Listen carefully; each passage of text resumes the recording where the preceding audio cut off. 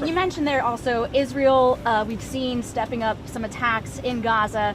Has the president expressed his frustration with Netanyahu, and how does this impact the ceasefire negotiations? Well, look, the president enjoys a good working relationship with Prime Minister Bibi Netanyahu and stays in frequent communication with him.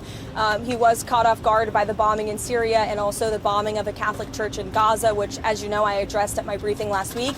And in both accounts, the president quickly called the prime minister to rectify those situations. And we saw Secretary Rubio intervene when it came to Syria. We saw a de-escalation there. And as for the bombing of the Catholic church in Gaza, the prime minister did put out a statement saying this was an accident and they deeply regretted that action on behalf of the state of Israel, following his conversation with the president. Caroline, has the White House taken a position on Maria Salazar's work visa bill? And ideally, what does the president want to see with a work program for aliens? Again, I know you asked me about that last week, and I regret to inform you my answer remains the same. I don't think that's the focus of the White House right now in terms of legislative priorities, but certainly I promise you we'll get a readout on the bill. But as I reiterated to you before, the president does not support amnesty for illegal alien criminals, and I think the tragic circumstance that took place in New York City this past weekend underscores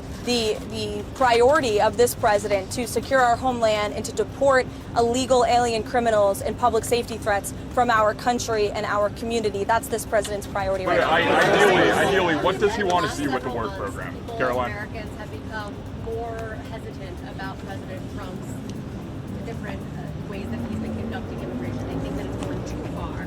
Is the White House going to limit any ways that it is enforcing immigration across the country? I think the Trump administration is going to continue to focus on removing public safety threats and illegal alien criminals from sanctuary cities. The president himself has said that's the priority for him in this administration, which the vast majority of Americans do still support, removing illegal, heinous criminals from their communities. And ultimately, the best poll that was ever taken was on November 5th, when nearly 80 million Americans voted to re-elect this president, largely because of his immigration policies. And we've seen they've been a resounding success. Again, 0 illegal aliens were released into the country last month. That's a good thing for all of us standing here and for Americans across the country. There are reports that President Trump or the FBI agents going through the Epstein files were told to flag President Trump's name if it came up. Is that something the president was aware of, or something that he directed those agents or the Department of Justice to do? I don't believe that's something the White House was aware of. You'd have to ask the FBI. Is President Trump satisfied with how aid is being distributed in Gaza right now?